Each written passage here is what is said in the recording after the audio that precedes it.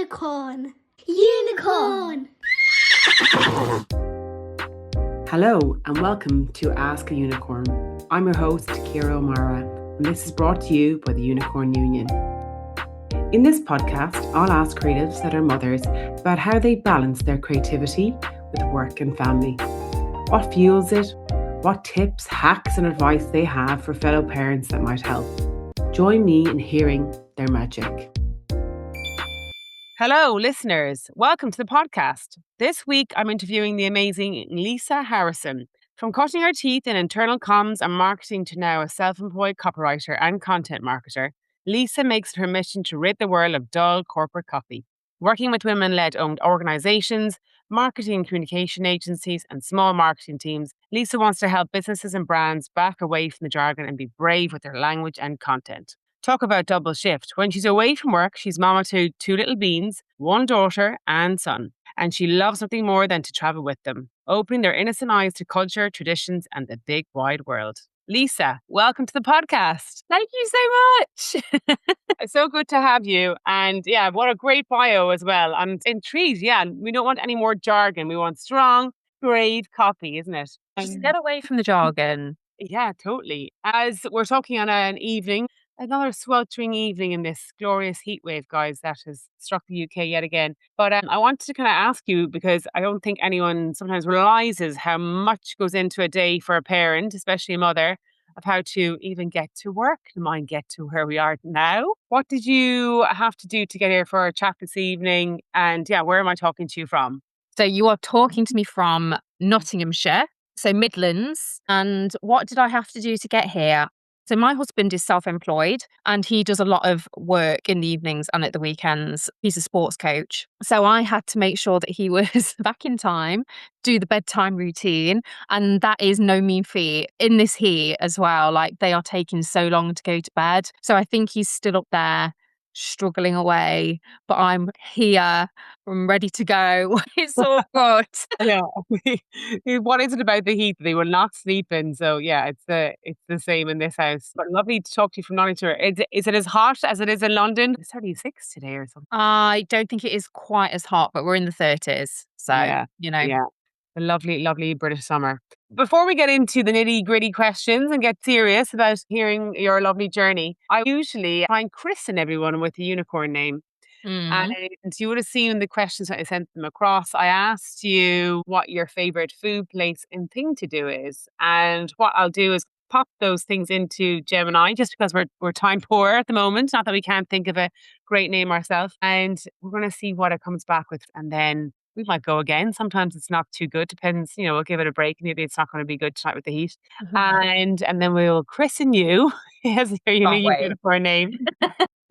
Yeah, before we head off into our proper chat. With that, so we're going to ask her, give me 3 options for unicorn name for a woman called Lisa who loves. What's your favorite food, Lisa?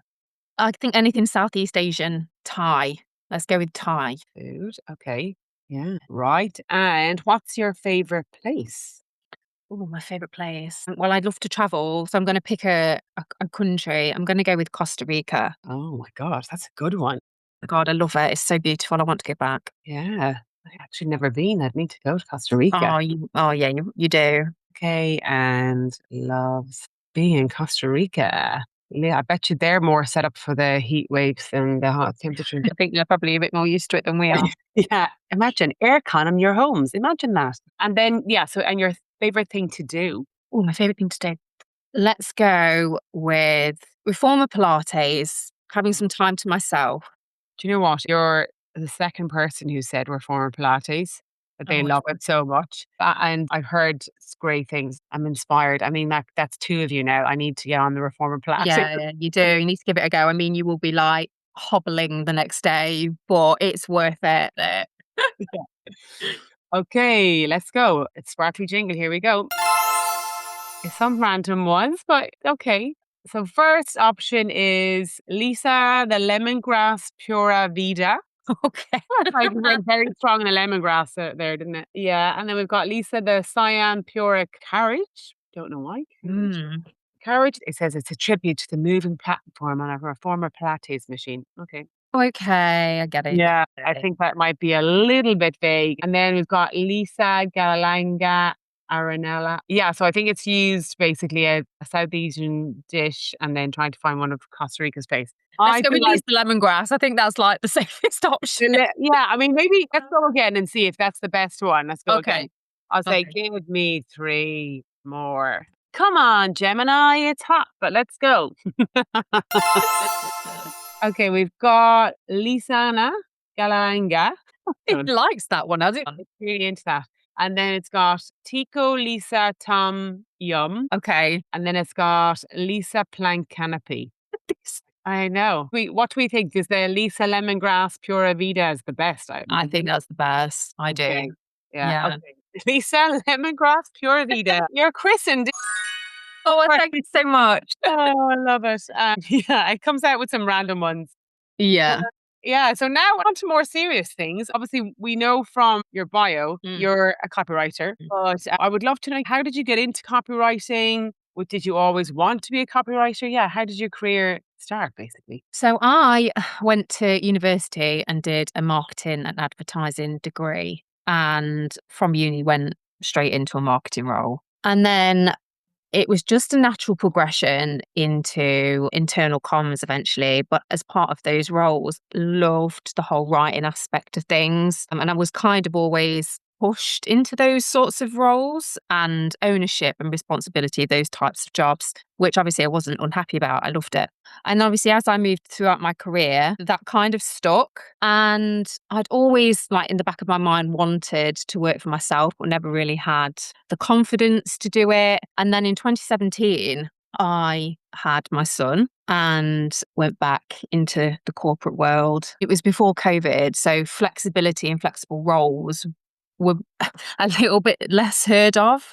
So I asked for flexibility, didn't get it, didn't want to work for that company anymore, moved to another one. Again, corporate environment, quite demanding, had a 2-year-old in nursery, and I just thought, I am not going to do this anymore. I stopped working full-time in corporate comms and moved into a part-time marketing manager role. Again, really liked that. And then COVID hit 2020 and got made redundant from that job. And it was at that point where I thought, right, well, you either do this now, you become a self-employed copywriter, you've always wanted to do it, or you won't, because you'll get another job and you'll just get back into, corporate employment. So I did it. I never looked back. And it was the best thing I ever did, really. I think for myself and for my family, it really has changed the way that I show up, I think, as a mother. Just having that flexibility, not having to ask people for time off. Yeah. Amazing. That's amazing. It's so powerful to do it on your own. A true unicorn. Obviously, you've been working for yourself for a while, but in that time, is there work that you're particularly proud of, especially when you started working for your own clients? Yeah. I'm not going to pick a project or anything like that. I'm going to pick a client who I still work with now. So I started working for this one client. We actually met at Baby Yoga, and we have worked together for about 7 years now. So she operates a boutique governance consultancy. And when she first started, she was like a one-woman band. I mean, she set up her own business on maternity leave, really strong woman. And now she employs about 4 other women, and her philosophy is work anywhere, work anytime. And I've absolutely loved bringing her brand to life. So when she first started, I remember her saying to me, the way it currently stands is governance is really corporate. It's got a reputation of being, dull. These are my words, dull and very suited and booted. And she was like, I want to get away from that. I want to make it more accessible and just more friendly. So we have, over the course of 7 years, done that. We've moved away from corporate language. Her branding is fresh. Like, she herself, she just stands out in the crowd, really. And I'm really proud of the work that we've done over that course of the 7 years. We've talked about things like gender pay gap, and we talked about things like board effectiveness and, how boards operate. And she's just been so open to do it creatively and not, get suckered into that whole corporate vibe. Yeah, that's amazing. It's also so lovely to be on a journey for that amount of time with a client and seeing Yeah.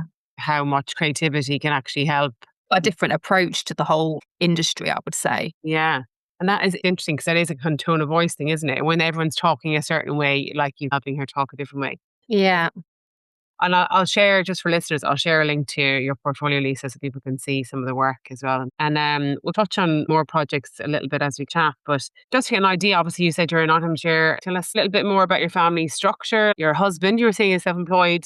Yeah, he is. Yeah. So we are both self-employed, which, has its pros and cons. So I work from home. He works here, there, and everywhere, really, like, sports clubs and stuff like that. But like a lot of the work that he does is centered kind of in the evenings or, at the weekends. So I have to work all day and then come home and then obviously do the bedtime routine and all that sort of stuff. So can get a bit too much. But we are lucky because he works a lot with schools as well. He gets like quite a lot of the school holidays off. So we don't have to worry about childcare at that time. And sometimes he runs like holiday camps so the kids can go to holiday camp. So we are lucky in that respect that we don't have to worry about childcare cover over the summer and stuff like that. So I do think in that respect we're quite privileged. That's great. That's super handy. Just for our listeners, but like how old are your kids and in ages? So my daughter is 4 and my son's 8. Okay, so yeah, it's like a nice gap, but you've got them at different stages then, isn't it? They're into different things. Yeah. Yeah, they are. Yeah, Yeah. but they still play lovely together. Like they are each other's best friends, which is really Yeah. sweet. I know it's the adorable thing about having two, even though it's mad, like they do love each other so much. I mean, that's great about the summer holidays, having that flexibility, and if he's able to do the camps and things like that. Kind of touched on a little bit actually already, but when you had your eldest, were you worried that it's going to affect your career? Did you think pre having them that it was going to be a thing, or were you like, oh, I don't know? I think I was probably a little bit naive in the respect that I thought I would probably be more supported after having children. I wasn't necessarily worried about it slowing down my career.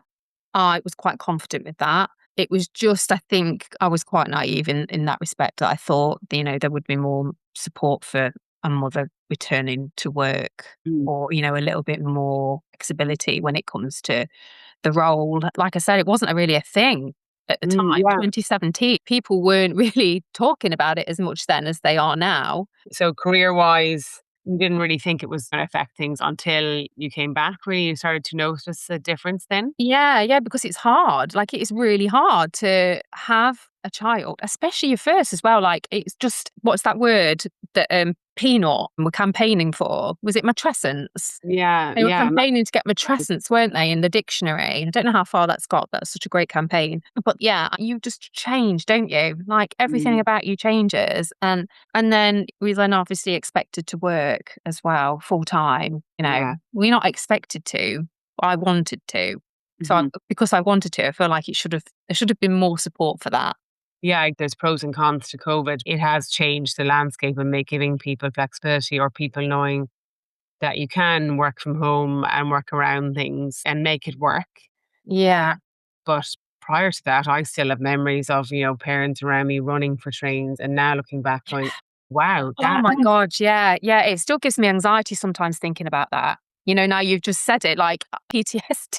Yeah. I remember after I'd left the job where I had my son and then obviously moved to another role. And again, it was quite demanding. Like, I'm based in Nottinghamshire. And I remember being asked to go to like Brighton. And obviously we can't rely on our trains in the UK. And I remember getting into King's Cross and just being like, oh my God, please be on time, or please don't be cancelled. That was the fear. And I just remember every time I used a train, I would get this fear of them being cancelled. But yeah, now you've said that, it's all coming blooded, screaming back. Train trauma, yeah, it's totally. Yeah. But it's But, it's so true though, isn't it? yeah, Having it to get is. back for pickups and, whoever's looking after your children at that point. Yeah, exactly. Yeah. While now, if you knew it was going to be one of those kind of tough days, I think the conversation of being a parent has become a lot easier in some companies. But yeah, on that, how did you find going off of maternity leave the first time? Were you excited to go off when you had your son? I was a little bit nervous about having my first child because, sometimes there's not helpful conversations around when women are pregnant, or just you wait and all this sort of stuff. And I think I'd had quite a lot of that, especially like in the workplace as well, you know. And I was a bit like nervous about it. I think that's just pretty standard, isn't it? Yeah, yeah. I mean, there was no nerves for the second one. I knew exactly what to expect. Yeah, which is, I wonder why second kids are so chill. And how did you find being off maternity leave with both of them? Obviously, with two, it's so different. But how would you describe your first maternity leave versus your second maternity leave? They was so different, like stark contrast. So my first maternity leave, there was decent mat pay. I mean, it wasn't great, never are they? But it was okay, and we were okay. And as a maternity leave is when you are employed, there was a cushion of financial support. So when I had my daughter, it was 2021. So I was like a year into my business by that point. And I mean, I'd worked my butt off to kind of get it to a point where it was, and I'd got some decent clients, and I was even doing like a business course. I think I was like 7 months pregnant, and I just remember thinking, I really don't want to lose momentum on this. Like, how am I going to stay on top of it all and not kind of lose what I've worked hard at? And I had Rosie, my daughter, and I think I started working again at about 3 months. I mean, you get pittance anyway as a self-employed person. There's no paternity leave, you know. And yeah, 3 months I started working again, and that was challenging. And I was breastfeeding as well. And I remember being on client calls with the camera turned off. You know, you don't have to turn your camera off, ladies, but I did. And I was Yeah. breastfeeding and I was breastfeeding. It's just mad. Like looking back now, just mad, like going through that. Yeah. But then also just rolling with it. I think people need to see more of that. And it worked. I made it work. I mean, it was a little bit crackers. I'm glad I did it. It wasn't like I went straight in there, guns blazing, you know, 10-hour days, 5 days a week. It was a very steady build up. So I didn't feel like I missed out on any of that baby time. Yeah. We were really quite lucky as well in the respect that everyone says it takes a village. Well, I still have my both sets of grandparents who then at the time were willing to help with the children and are still willing to help now. So we are very privileged in that respect that they are around, because I know there are so many families out there that don't have that support. That's great. Yeah, that really helps. And just on that, our grandparents, both sets, are they like close by? Do they live near you guys? Yeah, they are close by. Yeah, they're not far away. One of them lives about half an hour away. The other one just lives up the road. Can't get rid of him. That's great though. It does really help, doesn't it? Because otherwise, I think people, if they don't have like family nearby, hard, yeah, or they have NCT, or they have, you know, even lovely Kate, she talks about there's like her rugby team. You find other communities. Yeah, it's so important, isn't it? Yeah, but great that you've got like family nearby. That really, really helps. So yeah, you were excited to go back. Obviously different going back to your own business versus going back to a company. But were you excited both times to go back, or? Let's be real, no, I was not excited to go back after the first one. No, absolutely not. It was so hard. And I did go back in full time as well. Didn't go back part time, and it was tough. And it was not just tough on me though, it was tough on him. Like he had such separation anxiety. And I remember being at the door and him being like prized off me, you know, because I had to go to work, and it's just heartbreaking, isn't it? It's just heartbreaking. So it wasn't a great experience. Going back to work with my daughter was obviously a much more positive experience. I was so much more in control of the situation. You know, I set the boundaries. I dictated when I would work and when I wouldn't work, and it kind of all revolved around her and me as well, because 3 months postpartum, I think you're still recovering 3 years after having a baby. Yeah, I do. Apparently there's like a thing about the first, my husband's actually said to me a few times, it's funny how things will stick with men versus women, but he's like, I remember someone saying to us, it's the first 1,000 days or thing, and I'm like, what? And I was like, that means like 3, and he's like, yeah. But if you think about it, yeah, kind of once they're 3, they're more Sleeping through the night, and yeah, I totally believe it. Well, I mean, that's great. So touching on that, obviously, the second time I went back, you were in control of your boundaries because obviously it's your business. And then, yeah, to go back to 5 days a week, that's intense. Did you ask for flexibility when you went back the first time? Yeah, put in a flexible working request. Yeah. I remember having a meeting as well about it.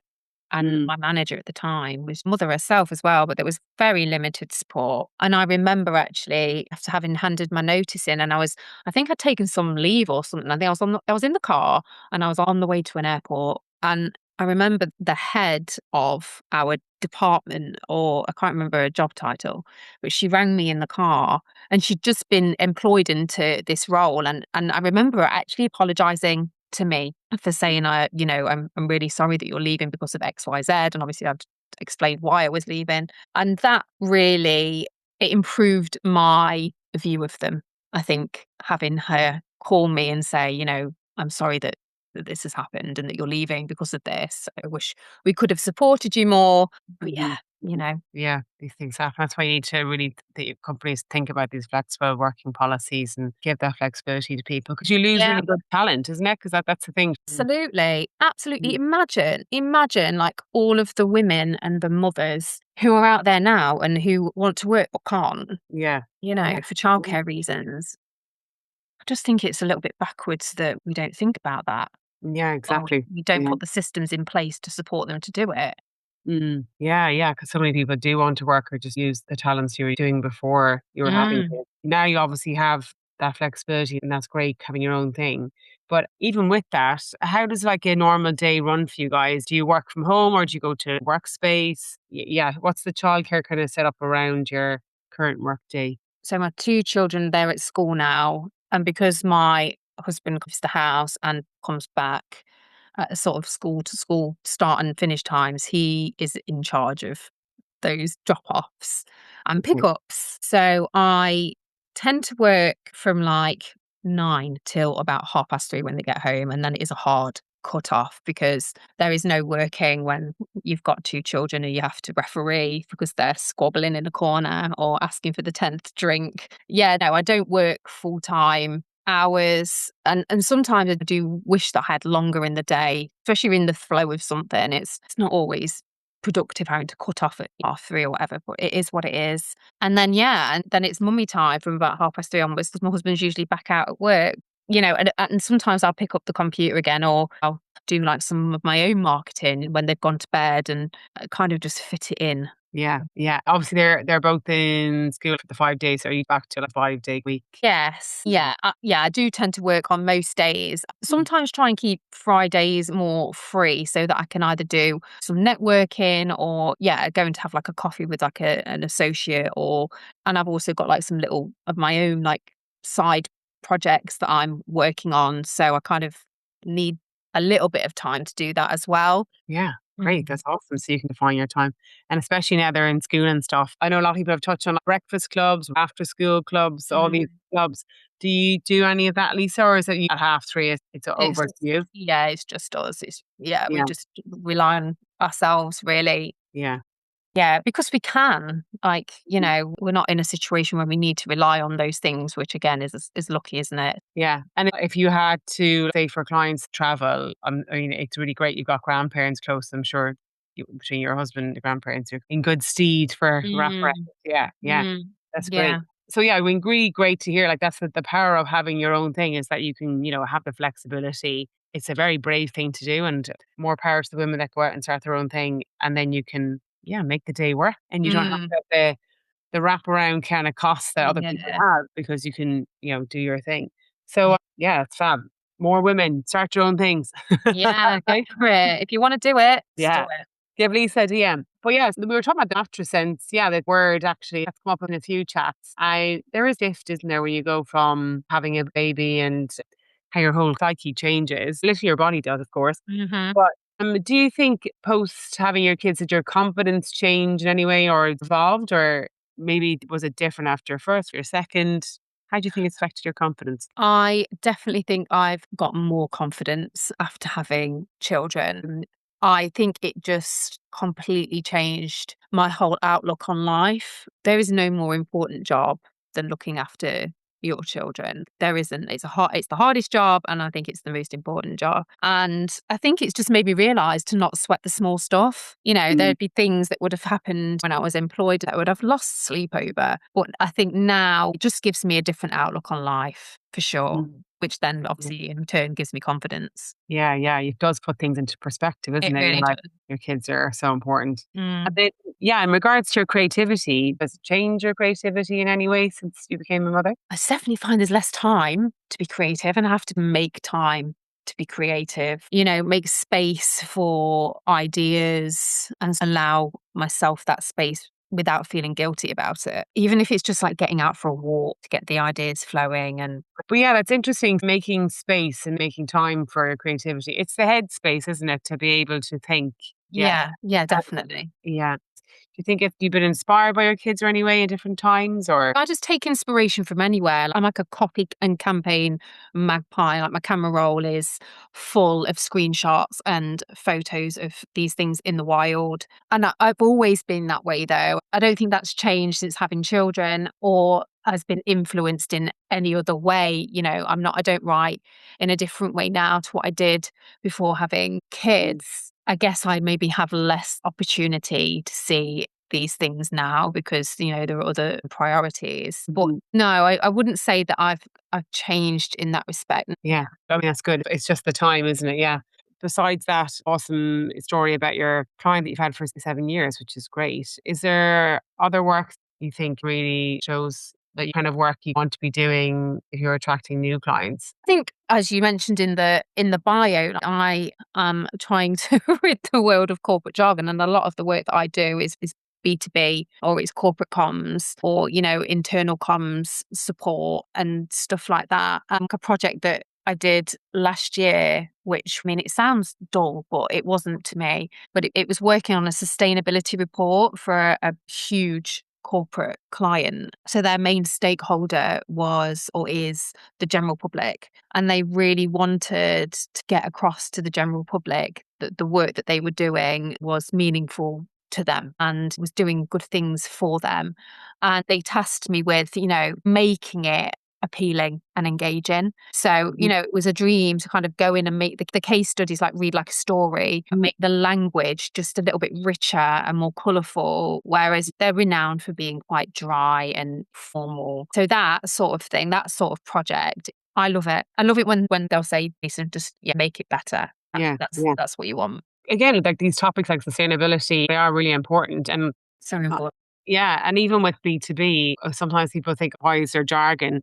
Because they're still people, you're talking to people. Still talking to human beings and exactly whether they're investors or the general public, like you can still talk to them in a way that is engaging. Yeah, like make it entertaining. Tell them in the nicest, most beautiful story why sustainability is the thing they. Yeah, they have some great case studies as well, about improving wildlife habitats and, rescuing newts and moving them to a different part. There's some great stories. So being able to go in and like make that into a story is really nice. Yeah, it's lovely. That's really nice. Yes, let's rid the world of all that bad jargon for sure. And yeah, when you're in the whole thought process and taking those projects on, is there a part in the whole process of copywriting that you like love or the creativity process? So is it like, yeah, a new client or is it a brief or is it when you're in the noodling stage or in the editing? I do love those early stages where you'll get into like think of ideas, promote this service or product more and like how do I do it? How do I make it stand out? I really love that process of just sitting there and maybe like doing some mind mapping and taking inspiration from my huge camera roll full of things and copy. I love that part. Amazing. Yeah, you're a magpie copywriter. I love that you've like screenshotting stuff. It's interesting because obviously you work by yourself mainly. So when you're thinking by yourself and things, yeah, it is getting inspired by the world around you. Yeah, for sure. Always taking that inspiration from, different parts. Yeah. And when you're getting a brief from a client, would you ever do a little bit of brainstorming with them? Or is there anyone else that you work with sometimes? Probably more so with the clients because I act a little bit more of like a team member, I think, on a lot of occasions. Like I will probably go away and come up with a few ideas and then we'd sit together and talk about it and thrash it out and make sure that it works. But because usually I've worked with clients for quite a while, I kind of really get to know their business so I can know what works. Mm-hmm. So it's kind of more me and the client rather than me. So yeah, that's kind of more of how I work. That's amazing though. Because a lot of creatives sometimes are kept well, it depends on what stage you're in. Like they don't get to kind of be in front of clients and hear from the horse's mouth what's their problems, what's their worries, what's their thing they really want. Yeah. And I Really. say the client as well. Like, so obviously, I will often work with like the creative or marketing or communication agencies as like, Mhm. additional resource. So I'll always have whoever I'm working with in there as well to talk ideas over with and stuff. I'm not left to my Okay. own devices entirely. Yeah, that's nice. You get to mix it up. That's really great. So Yeah, sometimes, yeah, a bit of variety. It's what, yeah, it definitely yeah, is yeah, what I enjoy as part of yeah. my business. Yeah, fab. Freelance for little places as well. Amazing. And I was going to ask about a tip or a hack. So obviously, it's the screenshotting, being the copywriter magpie. Do you have any other little tips and hacks that you would give to like a time poor mom? Because I feel like, especially you come back the first time, and it's like so full on, and you don't know if your brain is working properly or if you can think again. Mhm. Yeah, besides the camera roll of all that inspirational copy, which is a great one, is there anything else that you kind of think would really help as a little tip to fellow creative mother? Do you know what I find really helpful? And I don't know if I've already said it, but like getting out for a walk, just moving your body, I Mhm. think really helps. And in fact, bit of science here, it's the rhythm of walking and your eye movement that like really fires up your neurons. I mean, it really works for me. Giving myself space and just walking just clears my head. So that is definitely my tip of the day. Yeah. Go walk, and as you walk, screenshot all the amazing copy. Yeah. Yeah. I mean, actually, there is I don't know if you've heard of it, the Vicky Ross has a thing called Copied Safari. Yes. Yes. Which is like walking and copy in one. There you go, Lisa. Vicky Ross is quite well known, isn't she? She's Yeah. I know she does a lot on LinkedIn, this whole Copywriters Unite movement, let's say. And yeah, I host one of the Copywriters Unite events in Nottingham. Yeah, which is really nice. A lot of them are mums themselves. So, it's really nice to get together and talk about industry related stuff and, juggling work and all that sort of thing. So yeah. Yeah. Well done, Great. Becky Ross. Thank you very much for that.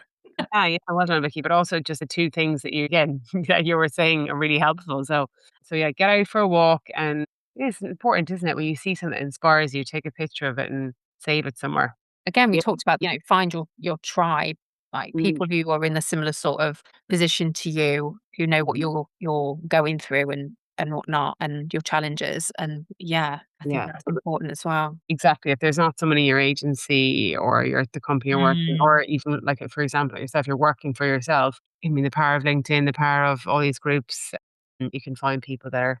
yeah, That absolutely. like you, yeah. So besides reformer Pilates, which obviously is a big thing, and in the midst of all the juggle of working for yourself and the kids, how do you kind of like look after you and your creativity mainly in the midst of it all, Lisa? I do like to move my body and do reformer and, do strength training. I'm of an age where I'm being told I need to do some more strength training. So I'm doing which I do find helps though. Like if I don't do exercise, I'm just really grumpy. So I do like to make time for that. And it is one of my kind of non-negotiables as well, like with my family. Like I'm gonna do some exercise right now. So can you just leave me in peace? I love it. Okay, good. So yeah, and they're okay with that. Mm, But also I'm writing a book at the moment. I'm writing a children's book and it's completely different writing, obviously writing, B2B copy or corporate comms copy. It is completely different. It's a whole new world. And that is really helping me to like think differently, like think more creatively, but think differently as well. Yeah. Mhm. exciting. That's fab. Yeah, book, a kid's book. And any idea when it might be out? I don't know. I've spoken to a publisher. I need to send them over some of the manuscript, but when you've written it, actually showing people, it's like quite. I'm not sure I want to Mhm. put it out there just yet. I'm not sure it's good enough. Well, like it's a lovely thing to do though, isn't it? For yourself, just for your own creativity, isn't it? Yeah, yeah, Right. it Like, is. I've yeah. enjoyed it, and I've enjoyed the process, and got some ideas for like more in the series and stuff like that. So you Ooh, love never it. know. You never know. You've got to Yeah. do these things. There's no harm in trying, is there? No harm in trying. And what kind of age is it? Like young kids, or is it like tweens? Oh, so it's like 5 to 7. It's basically loosely based on my 2 children and our travels. So we've traveled quite a lot. And it's like just their experience of these different places we've been to with a little story mixed in. It's a little bit of fact mixed with fiction. And yeah, it's just opening children's eyes to the big wide world. Yeah, so we're just going to see how it goes. That sounds amazing. Well, I'm intrigued. My kids are around that age, so keep me posted. I'll have Yeah, some yeah. market research for you at my too. That's so lovely. And it's really important to nurture your creativity besides doing it for work, isn't it? Like doing it Yeah, for the love of why you it get in. absolutely is. Like if you feel like you need an outlet, it's not Yeah. necessarily, or it doesn't always have to be work, does it? No, 100%, 100%. And also, yeah, exercise definitely helps. The universe is speaking to you. The amount of people have told me about reformer Pilates. So take a leaf out of your book, definitely. And Your rugby socks ready. yeah.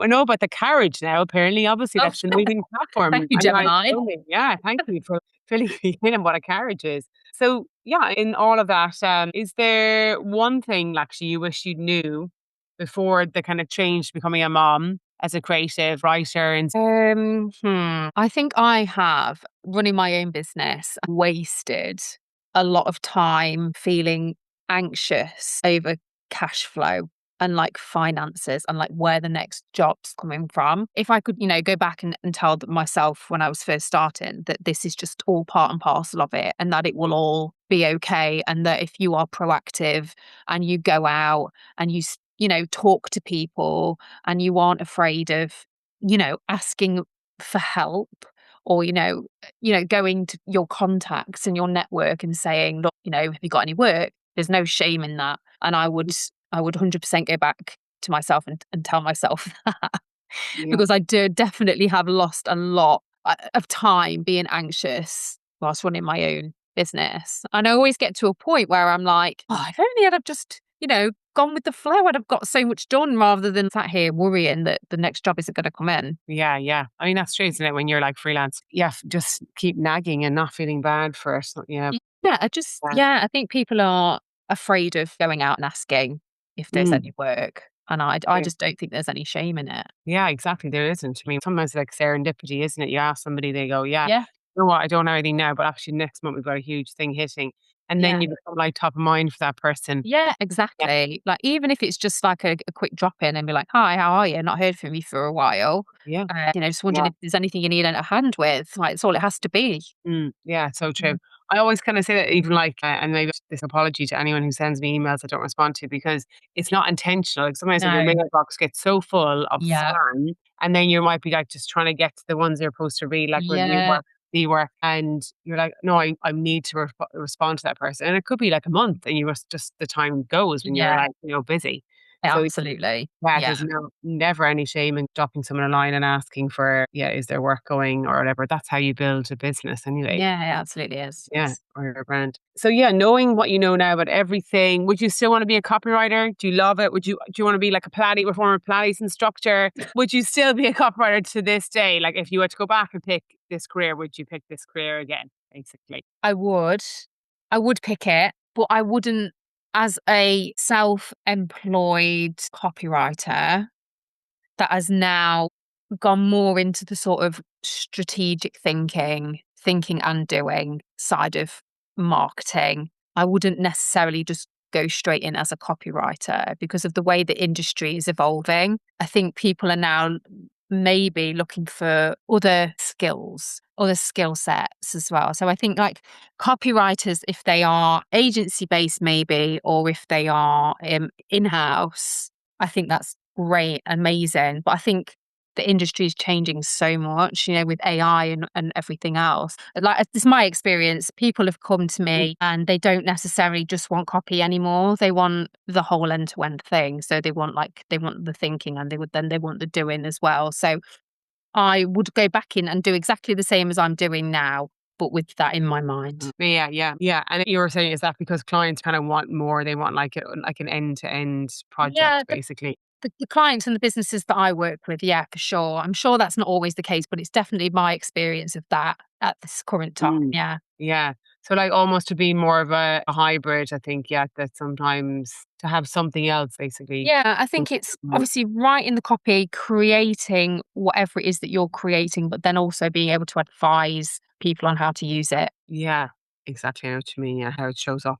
that makes Mm. sense. Like a messaging matrix, whatever. It's just where does that, how do you apply that? Yeah, clients want more help with how they Yeah. utilize the copy. Yeah. Yeah, that makes sense. Yeah. But I mean, it's good in one way. There's a need for more roles as well, clients are still looking for good work and they want it spread across all of the things. Yeah. Yeah, And yeah. I mean, obviously, yeah. You can't obviously be great at everything, but I think just having the ability to kind of know how to apply something that you've created is definitely like my experience. yeah, amazing. That's a good one to know. So there's a tip for anyone who's getting into the industry. And yeah, on that, like, do you think our industry could do more for creative mothers? Like, obviously, we're both in the Unicorn Union, but in general, when you think of the industry and marketing, etc., even like in the B2B sector, do you think there's could be more things for creative mothers, and what could they be? Obviously, I've talked about the whole flexible working thing and being more open to that. But perhaps also when it comes to like the senior roles, like the senior creative roles or the senior marketing roles, perhaps there needs to be more like ways in or, support with progression through a company to kind of reach those roles. Having more senior women in these bigger roles is beneficial for everybody. So, advertising marketing industry, making more room for that. Yeah. And it's interesting you say there about progression. Yeah. What could the industry do that would make progression easier? Because sometimes there's not a clear path, is there? There isn't a Sometimes. clear Yeah. path. No, there isn't. Yeah. Uh, and I think women in and mothers in lower down roles, lower down creative roles don't have that visibility of how they can scale up. Yeah. Yeah. Yeah. How to do it. Yeah. Or sometimes it's kind of gatekept by these courses and things where they cost money to get on. And Yeah. that can be more, diversified into moms who might be out of the industry. Yeah. I mean, also being a creative is a strange role. Sometimes, some people want to stay a senior creative forever. And some people want to go into management. So it's giving people the options. Yeah, exactly. It is opportunity, isn't it, at the end of the day? And yeah, like you say, not everybody wants that whole career climbing journey. But Yeah. I think it probably needs to be clearer if that is actually available. Yeah. An option and how to get it. Yeah. Yeah. Yeah. 100%. And we do need more mothers at the top. Like the rates and the percentages are dropping again in Yeah. female Absolutely. creatives. Yeah. But all these things, the industry could definitely be better at this stuff. But yet you're saying, you'd pick this career again, maybe like pick up another kind of skill as well. On that, actually, what are you most excited about besides the book, the kids' book, which is very exciting? Well, that is one thing that I'm excited for. Mm. Yeah. I'm also working with somebody to do some content marketing and training courses for small businesses who don't necessarily have a budget to employ a content marketer or a strategic fractional director sort of marketer. So I'm working on that with somebody else. So that's quite nice and creative in a sense of like building something, a different work strand. Yeah, I think that's what I'm looking forward to. Yeah, even on the book, is there going to be illustrations to it? I am not an illustrator. I hope that I do get to have some sort of sway in what it will look like. Because in my head, I'm picturing like beautiful illustration. I think it lends itself to it. But I hope I get to be part of that process. Yeah. If so, like a traditional publishing route is they take it off your hands and they kind of illustrate it and market it and stuff like that. But if I was to go down the self-publishing route, then obviously I would have to work with an illustrator to kind of get it all illustrated and stuff. So I'm trying traditional first. And then if that doesn't work out, I might consider the self publishing route. Yeah, that's fun though. I love that you hinted to a series. There we go. There's more coming from It that. might, hopefully. I mean, yeah, if it's about travel and kids, it's basically endless, isn't it? There's so many places in the world to go. So all the stories, Yeah. that's fab. Yeah. I can done this one for everybody. You generally are a unicorn, especially so having your own thing and starting your own thing. Very, very inspiring. And while breastfeeding a baby, we take inspiration, listeners. But what would you say? And I mean, you've got many superpowers, I imagine. But what would you say your main superpower is as a true unicorn? I think it is. I've been told quite a lot from my clients and stuff that I really help them get out of their own heads. I think when you own your own business or when you're so deep in a project, you get so tangled up in everything. And I've been told quite a few times that I am able to kind of, ask the right questions that are they're able to then see the bigger picture. And yeah, I think that is definitely a superpower. Especially when you're producing campaigns and copy and stuff, you need to be asking the right questions so you can get the right results. Yeah, that's great. Oh God. A good questionnaire. I'll have to get you to do some more questions for other unicorns for the podcast as well.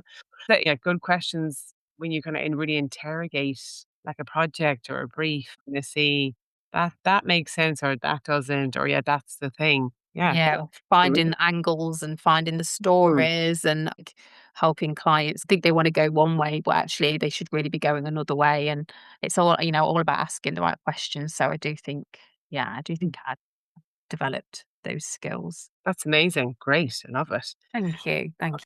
So yeah, Lisa, it was absolutely fantastic to hear your story. You're generally a true unicorn, having your own thing and just hearing your transition from working for companies to going out your own, no mean feat during maternity leave to do that.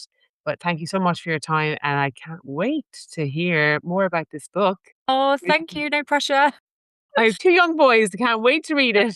I best get cracking. And listeners, thank you for listening. And I hope while you listen to this, you're staying a lot cooler than we have been during our chat. Take care. Bye. My mummy is a unicorn. I hope you enjoyed listening to a conversation with a real life unicorn. Please follow us to hear more, and any shares with creatives and mothers would be truly appreciated. Credit to Simone Hendrick for our logo design and to my two sons for their wonderful voices. Produced and edited by myself.